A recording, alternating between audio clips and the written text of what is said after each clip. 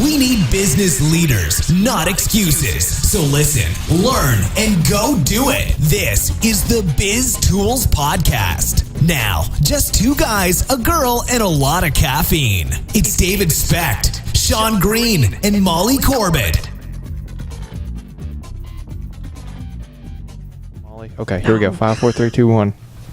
Welcome to the Biz Tools Podcast. Oh, you did so good. It sounds like she needs to have like a little I have been coerced into this. Someone send help. I've got to. Yeah, that's right. Say the intro, Molly. Say what one more time? And for those of you living under a rock that haven't been listening to the Biz Tools Podcast, we are all about taking a good business idea and beating the living hell out of it. We talk around it, over it, under it. Am I doing this right, fellas? I think so. Sure. And then what we'd love... We're like the Kama Sutra of business. Oh, my. Oh, my. Yikes. Can I get a handy wave, please? No foreplay. Oh! See, this is what happens when you put me at the beginning. Yeah. So what we would love, though, is to have some engagement with our listeners. So we really covet your questions. So you can leave a question for us in the notes underneath the posting at thebiztools.com/podcast. The podcast. You're so close. Oh, so close. So close. And then take it away, Sean, for the Twitter references. It's at the Biz Tools, and on Facebook it's Biz Tools Podcast. And they can also email us with their questions. At ask@thebiztools.com. I swear to God, And I'm we're going on to know this Facebook. next time. We're on YouTube. Hi, YouTube. I swear I'll do better The next tube's time. made of you. Also, I am one of your co-hosts, Sean Green. And I'm David Specht. Now you're all caught up. Okay, so what are we talking about today? Yay. Good job, Molly. You did Thank so you. well. Drink your Foster. I Reward know. yourself. Yay. Yeah. Positive reinforcement. Okay. Yeah. Here's a chocolate. It makes me burp. Hello, Rails. We're off you now. Yes, we are. We're supposed to talk about this TED Talk, but what I really want to talk about is... Let's talk about it. Oh, okay. Go ahead. No. Not the TED Talk. What you really want to Oh, talk about. okay. Hit it. I don't know. You put Hit me on it. the spot. Oh, shoot. Hit it. Dun, dun, dun. Yeah. Yeah. Well, it kind of came up in our last podcast. It did. Yeah, I so made go, Dave cut to the go. point. Okay.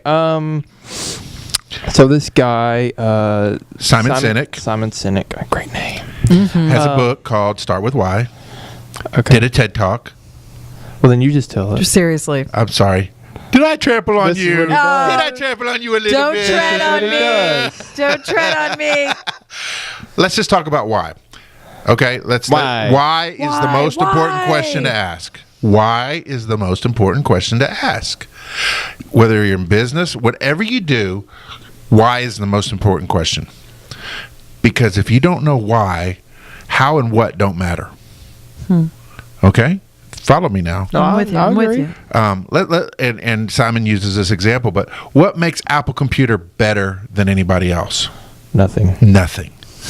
That, as far as technology, as far as resources, as far as innovative people, Apple and HP and Dell are all on the same playing field. But what they did is they started with that why, and they said, you know what? If you want to be rebellious, if you want to go against the status quo, if you want to think differently, then we're your people. And then they get into the how and We're the the what cool they do. people. It's very effective. Oh, yeah. And it didn't. It's biologically in us. He points that out. Yeah, That why it's important. Well, think about it. When you have a little kid, what is the first question they ask? Why?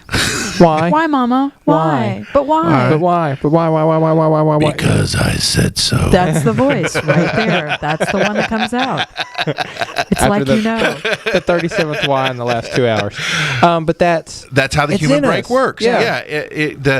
They were talking about the outer cortex and the inner cortex, and that the outer cortex is the cognitive, how and what. But it's the inner cortex that really makes you I'm dumb, engage. so you're going to need to break that down. okay. The inner stuff is where your emotions are, and if you connect with the emotions, the other stuff falls into place. Okay. Gotcha. That makes perfect sense. And so that's what they're saying to do. And it works within your organization. If you're launching off in a new product or a new thing, going to your organization and explaining to them why we're doing this. And instead of having a big, long meeting about the what and the how, why do we do what we do? Can you answer that question? Why do you do what you do?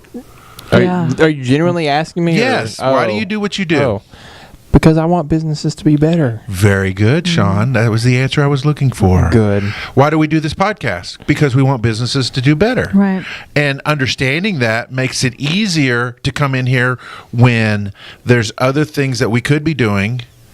Yeah, we could all be doing different stuff right now. And we're like, we enjoy the time together. We enjoy what we do. We have a good fun. time. And that's in that regard, we're lucky. And that's an important part. Time. But we didn't start the podcast to say, hey, let's just have a conversation and just make fun of each other for 30 minutes. Right. It's where it may seem we did. Yes, it does. It may seem we did. But and everybody really and truly, when you think about it, there is a why to be answered. Sure. Why are you in the furniture business? Why are you a pastor? Why do you like comic books? And you'll find out that there's a why there. And if you can tap into that why, the what and the how kind of take care of themselves. Mm-hmm. And that's really, in a really condensed version of what we're talking about, that's really what it's all about. Mm. And if you're in leadership, it is part of you. It is your calling to make the why happen. Yeah. I get excited about it, man. When I think about my business and the why, for me personally with my business, I want people to see what I can show them. Mm-hmm. And it's going to be the best version of themselves that I can possibly show them. And I have talent for that. So their socks are blown off when they see it. And it's so rewarding and gratifying for me. It almost feels like I'm stealing. But I'm going to take it a step further, what you do. I think the real why of you is in your art installations that you do, like Outlier, things like that. Sure. Where you have a real, you're not only showing people what they can be, you're showing people why for a social issue. Sure. And I think that really speaks to who you are, that you want to show people things. Yeah, well, if you think about it, the art installations that I have done, you really, in all seriousness, I mean, not to bring everybody down, but you nailed it. You really did, Sean, because if you will think about the shows that I've done, I did a show that was a love letter to the gay community because I felt that the gay community in this area was so maligned when I first came here, and I saw a real difference in acceptance from where I had come from. And then the show about women who were disadvantaged and had horrible experiences, I really wanted to give them a voice and an image that they could hold on to. And then the same thing with Dangerous Curves. I think that curvy, larger women are undersold, and they don't experience the value that they really have intrinsically, and I wanted them to have that. And then with this next exhibit, it's the story of my life about overcoming sexual assault from a very young age, and all the subjects of the show are that way, and really showing them that they can be more than survivors, they can be overcomers. And so you're absolutely right. For me, I don't just want to I don't just want them to see what I can show them, I want them to see what they are. And I think that's what it got to. And I was thinking about that the entire time you were speaking, was you're like, I can see differently than other people can see. I see your value. I don't need to dress you up to do it. I see it. And I need to share that with you. And I want you to be able to see it too. And the world. Absolutely. And so, and that was the thing. I remember the Dangerous Curves exhibition. It's a huge story for me. And I remember reading the quotes from some of the models. Yeah. And they're like, I never saw myself in that light. And they were gorgeous. And I was like, and I didn't know any of them. I was just like, And you know what? The outpouring coming from, now this is going to be funny, and I'm about to say it, so let's just laugh and move on. But the outpouring of positivity coming from the men who came to that show, which you'd expect men to be like, oh yeah, half naked women, that's naked awesome. Women, yeah. But let me tell you, the things they were saying was like, this is like my sisters, my mother, these are beautiful women. I know these women, and it's so cool to see them get a moment in the spotlight. Well, and I don't know how we got just on this subject, but poor self-image is a major problem in the U.S. It's a killer, man. And especially for women. Especially among Caucasian women. Yeah. That's true, because the African-American community does a much better job of selling the value of women than we do. Yes. And so, having to live with this in my own household, it's like, my wife will be, well, you look beautiful, honey. No, I don't. I'm Right. And you're just like, would you just see you the way I see you? Don't you wish you could do that for her? And so that's, I see that. And that's your why. Yeah. even in the business aspect of what you do, 100%. you're wanting people to see themselves the way you see them. Absolutely. And I would suspect, and I'm doing well. I would suspect that when you see somebody who does a poor job of that, it burns you up. It does, man. It makes me hurt for him because I'm like, oh, we can do better.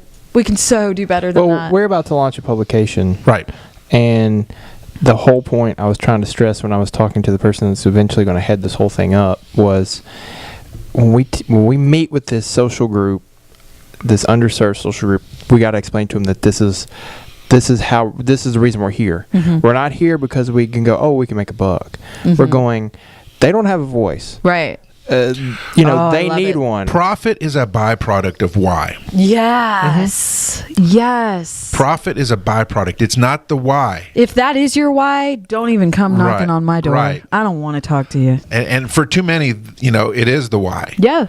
And you see the damage that's done by that. Even some people can be successful with that as their why. But it is so short. It's short-lived. And passionless. Well, I used like Nickelback as an example. They made a lot of money, but they capitalized on the trend. Never before has a band been more maligned than poor old Nickelback. But it's because they came in and went, hey, we can just rape this sound and just crank out money.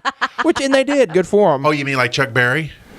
Well, I mean, every Chuck Berry song is the same song. But it's not even that. I would say Led Zeppelin did that. They were like, hey, let's take this blues and just get a bunch of white boys to play it. That I do not agree with these opinions. I like Chuck Berry, but you could say that about the guy that's saying "Young Girl, Get Out of My Life." All his songs sounded the same. Johnny too. Rivers. Is that who that was? I don't Johnny know. Rivers? God help us. I don't even know. Or you can be Michael Bolton and just rip off everybody else's song and do a cover. I'm gonna bring it back.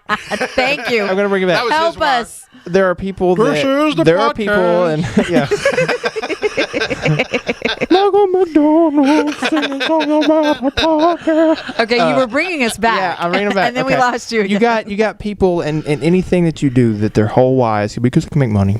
Yeah, and you can because you can I've have seen a good those people thing. and they bounce to and fro because all there are is chasing after the money. Look, they may be successful and that's fine. I'm not going to take that from them, but I don't want to do business with them. That's what I'm saying. And most people don't. They're not liked. Right. They're either made fun of, they're criticized, whatever. But there's always going to be a subset of people that will go to them because, let's be honest, McDonald's. Yeah. It's crap food. It's bad for you. It doesn't really taste good. You don't really like it. No. You're not satisfied when you leave.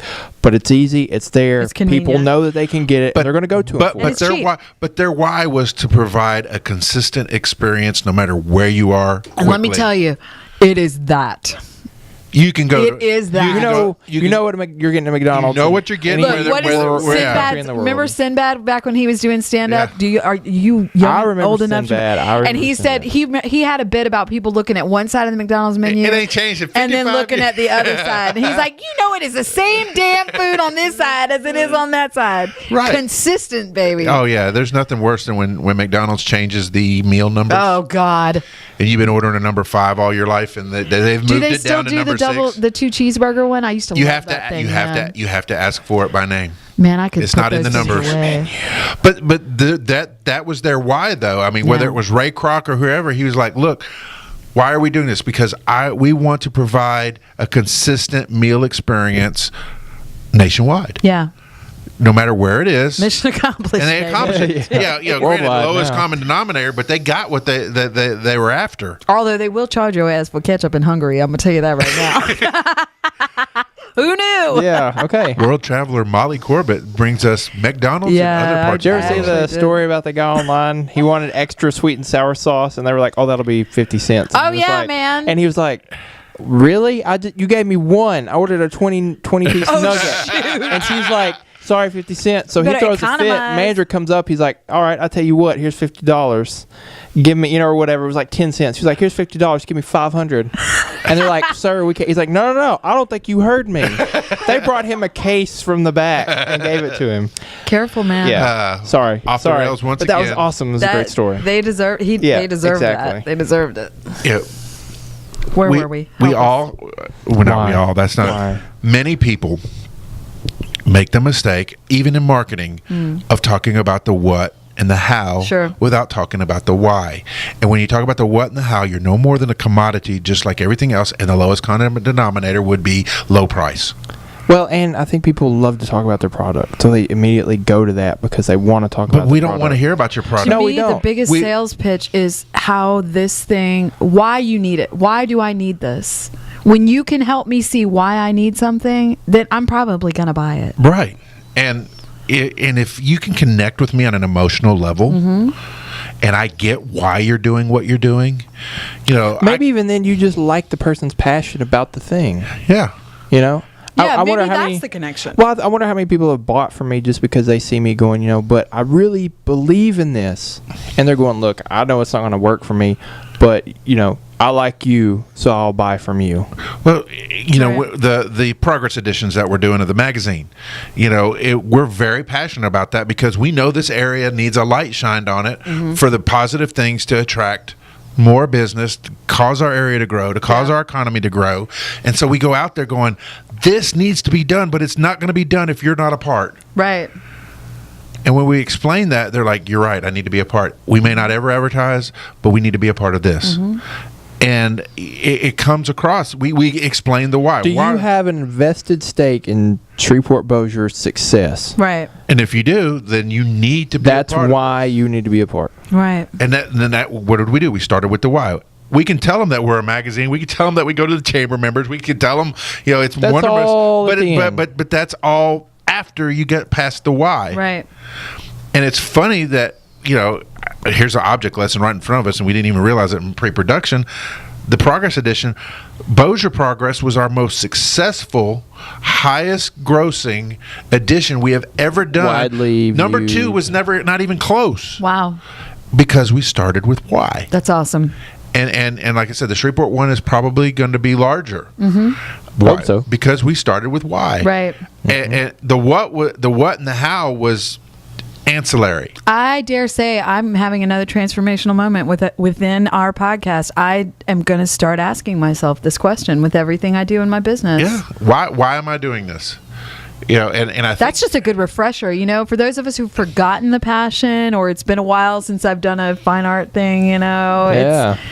it's a good shot in the arm. and without divulging what we're trying to do, we're looking at it probably a minimum of 2, if not 3 new publications to launch within the next 12 months. I love it. But we're starting with why do we want to do that? And the answer is we want to serve the community, or we want to tell the story, or we want to serve an underserved area that obviously needs that voice. And we can be that for it. And quite frankly, we're stinking good at it. I love it. And so we're going to be that and do that. We have meetings all the time, and I throw 100 ideas out because that's what I do. But we're like, hey, what direction do we need to go in? What new project do we need to have? What new thing do we need to do? And they go all over the planet, from everything from food service to online stuff to whatever. And we always get back to, what are we good at? Why do we do that? Why are we a newspaper? Why are we a magazine? And when we realize that, we're like, well, let's stay in that vein because we know why we're doing it. Now let's serve a community that's willing to be served. Absolutely. And so it makes the decision easier for us. I think it's great. And I, as a print consumer, you're not going to pry my newspaper and my magazine out of my hands. If it's something that I'm passionate about reading and it speaks to those passions in me, I'm going to make sure that I'm a subscriber. And nobody makes a big deal out of a website post. But they will make a big deal out of being in print. Oh, absolutely. They go buy 10 copies. Yes. So with In that fact, I mind- just did it. Yeah. There you go. So Molly, tell us about this week's Biz Tool of the Week.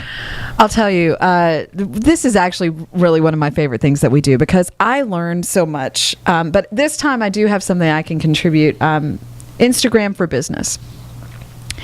I've personally used Instagram, for a while. Yeah. Okay. But I realized that it's not just a nifty little tool. It's actually the starting place for many social media users. There, I've been a Facebook person for a long time, and I love Facebook, and I'm very comfortable in that medium. But I wanted to branch out and get into Instagram because I knew it was skewing to a younger audience, and I always want to have my finger on that pulse if I can get it there. Sometimes you're feeling around a little bit, but Careful now. I know, easy, big fella. But the cool thing about what I've done recently with Instagram is I've been working with another shooter who has a radio show on Red River Radio here in town, and so it's local, so I don't mind pumping it up. But Ross Foote, great shooter, retired from the law field, and just is a really great connoisseur of the medium. And Ross had asked me if I would share some tips for Instagram. And what I love about it is that Instagram has so many user intuitive tools within it that can make you a better photographer, even if you aren't one. Because you can use some really cool filters and HDR, and all the editing tools in the world, and also video. And the great thing about the video is it only allows you maybe like 30 seconds. 13. Yeah. Is it 13? I thought it was like 13 or 15 15 seconds. Oh, okay. Well, maybe it's trimming. It's trimming mine. It's then. like Vine. Vine's Yeah. like an 8-second video or something Right. like that. And they basically double the length. So you don't feel like you've got to fill up all this time, because Right. I'm not a video artist. I'm not very comfortable. I can talk to anybody, but as far as like shooting my own video, I'm not real comfortable with Hi, that. I'm Molly, and this is my Instagram. Selfie. Yeah. So, but now taking pictures, no problem. I Right. feel totally comfortable That's with what that. you do. But Instagram stretches me a little bit and gives me an opportunity to talk about my business or show, like if I'm on a cool shoot at a concert or something, that's a great place to promote that work. I always Instagram when I'm doing a special event because it's happening in the moment, and the people at the event love that they're seeing, and hashtags are key, make sure people can find it. But I love using Instagram for my business in that way. But what are some ways that, Instagram could be used more universally?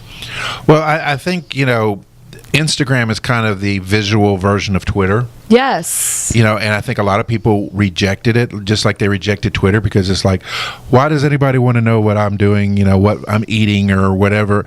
And they really missed the boat.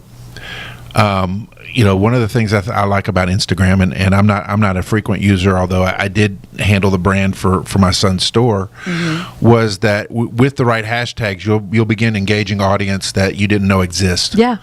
And while I hate to say it, we're a very narcissistic society, and we're a very nosy society. Yes. So the visuals that Instagram brings gets far more engagement than just a tweet sometimes can muster. Right.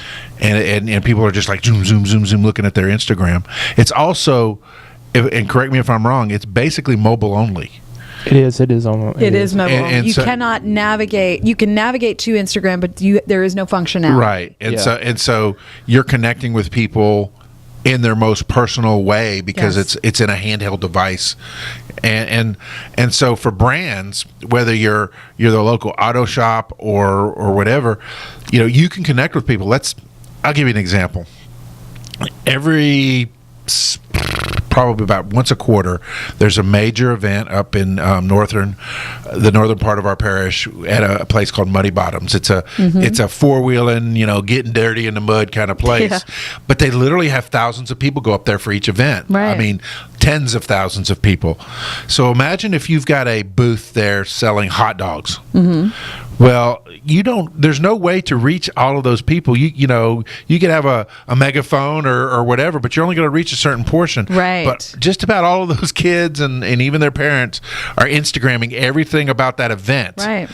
With a certain hashtag, and who knows what it is. If you tap into that hashtag, you can say, tag us in whatever and receive a free whatever. Right. Next thing you know, you've got engagement as a brand through Instagram at an event, and you could be very. It's communal. Yes. And so that's a great use of it. Our store in Minden, where we fix cell phones, Gorilla Tech and Repair. I like we, that. we, With that. we could not Same with move. Plug. We could not move some product. Okay, we bought some things, in anticipation of Christmas, and they just didn't move. And so we put them on a $2.99 rack and Instagrammed the items, and it was like people started coming out of the woodwork, going like we had laptop keyboard covers, Right. that you could change the color of your keyboard, and there all of a sudden we took a picture of a blue one and said in 7 different colors and $2.99, and they're like, do you have pink ones? What is this? And we sold some as a result, and that's Right. what I'm saying. again, though, it's just like every other social media. It's got to be a conversation. It's not just you. It's not you with a megaphone. It's a conversation, and you insert yourself into conversations through the hashtags. Right.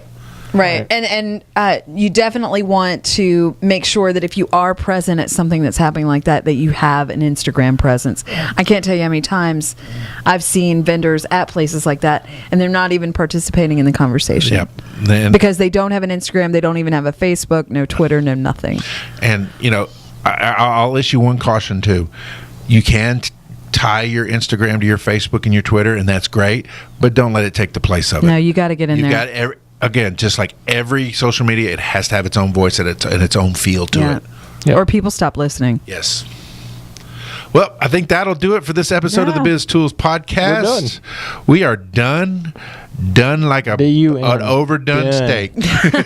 Got questions? Post them in the comment section of the show notes. We'll answer them. Find out more at thebiztools.com/thepodcast. Until next time, applied knowledge is power.